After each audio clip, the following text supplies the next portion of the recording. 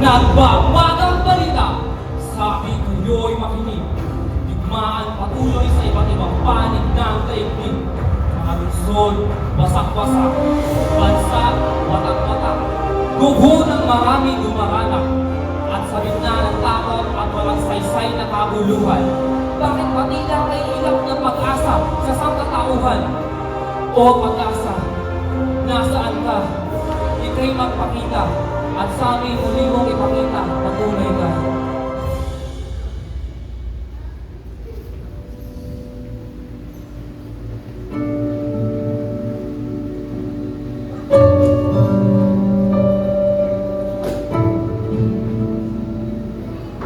Ako'y naniniwala.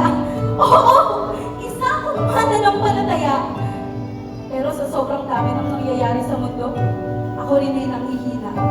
Digmaan, karamdaman, pati nasirang mga tahanan. Hungad sa umagahan, tapos hanggang sa hapunan din natutunghayan. Kung tunay ang Diyos ang maaasahan, nasa ng pag-asa ng maaari naming kapitan. Diyos ko, buong buhay ko'y pinagkatiwala ko na sa iyo. Pero bakit naman ang mundo'y nagkakaganito? Pag-asa, nasaan ka? Maaari ka bang magpakita? Maaari mo ba kaming bigyan ng lakas na kahit kailanman ay hindi nasisira?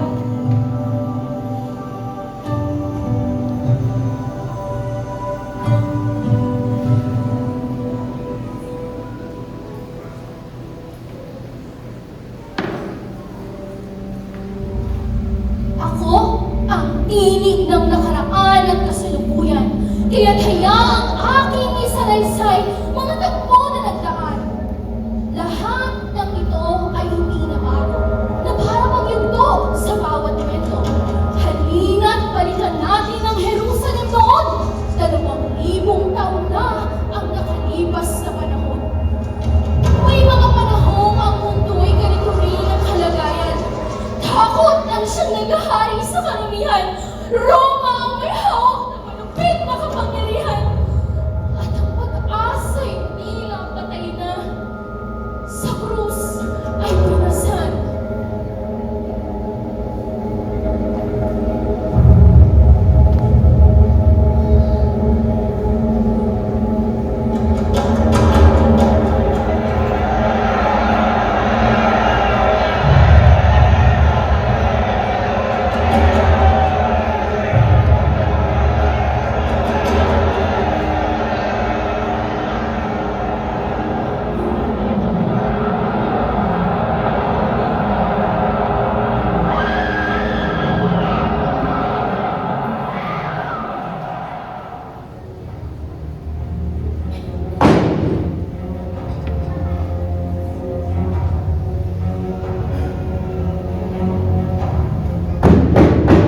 Ako ay isang Romanong sundalo.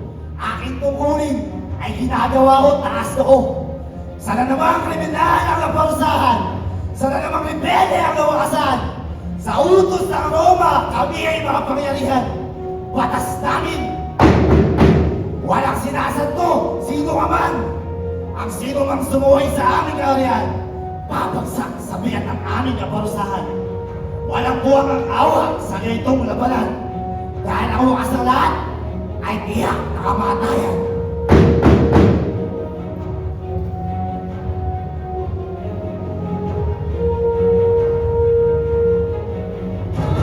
Ako, si Maria Magdalena, saksi sa kanyang kabutihan, pati na ang mga ibaga.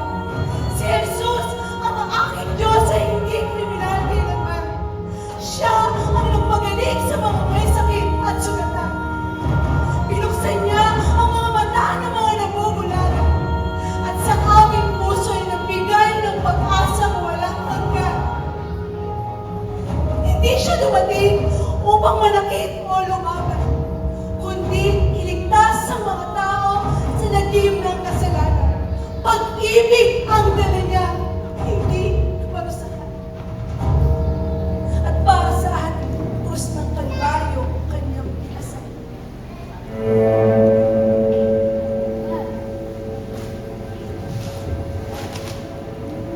Ako, isang mangingisda at nakilala na bilang Pedro.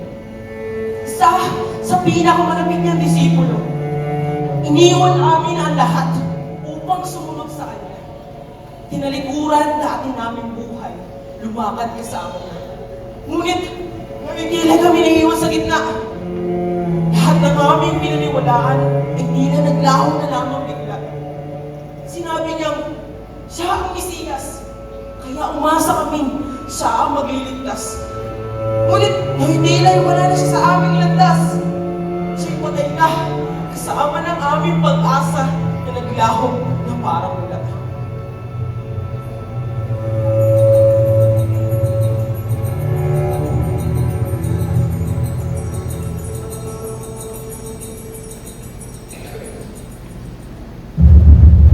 Matapos ang lahat, dumating na ang Sabado. Araw matapos si Jesus sa krus sa iway pako. Isang araw na matinding katahimikan at kalungkutan. Dahil ang pag-asa'y tila tinalong tinapak-tapakan.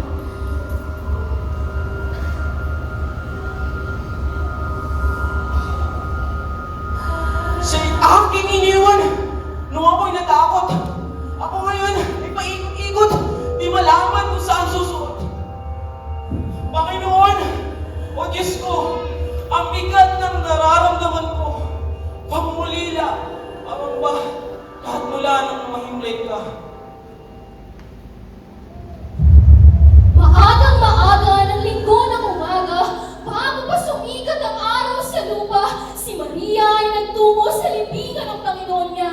Matinding kalungkutan at pagluluksa sa puso niya ay dala-dala.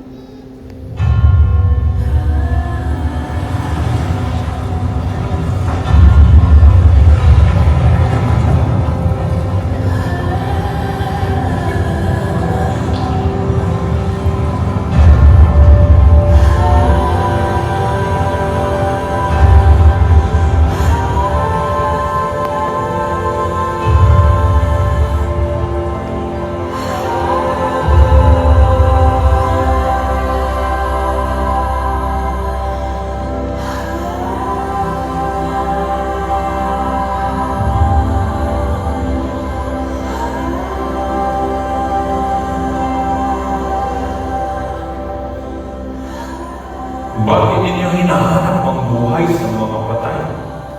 Wala siya rito, sapagkat siya ay muling nabuhay.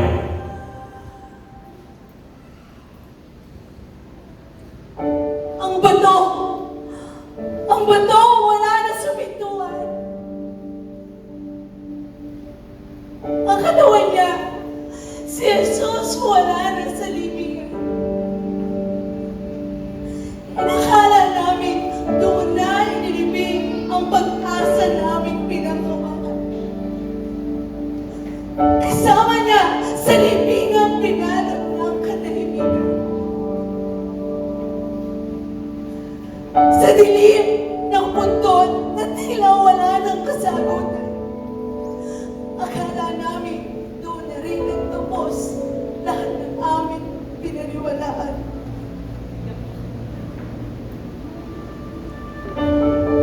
Akala ng mundo noon, tapos na ang pag-asa.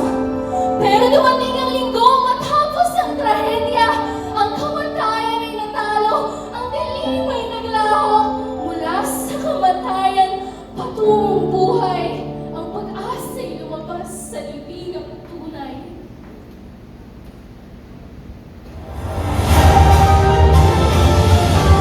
Breaking news sa bawat sulok ng mundo. Digmaan, protesta, gutom, nanalo na kaya ang kalaban na tusok?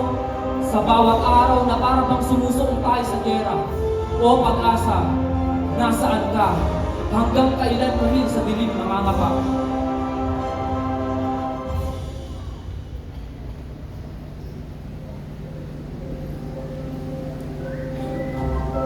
Panginoon, ako'y nagkamali. Patawad aking hinihingi. Dahil iyong katangian, O Diyos, dahil nakalimutan ko panandali. Paano ko nakalimutan dahil ako mismo? Oo, ako. Ako ay isang patotoo na ang pag-asa ay buhay. At kahit sino, maging ikaw man o ako, ay maaaring matamo.